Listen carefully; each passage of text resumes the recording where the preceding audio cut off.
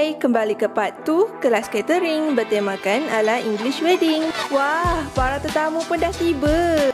Jom kita saksikan pelajar IPT Skills mempamerkan kemahiran mereka dalam menghidangkan makanan dari appetizer sehinggalah dessert. Acara dimulakan dengan sepatah dua kata dan bacaan doa dari chef. Saat yang dinantikan telah tiba. Mula-mula dihidangkan dengan appetizer dan juga sup.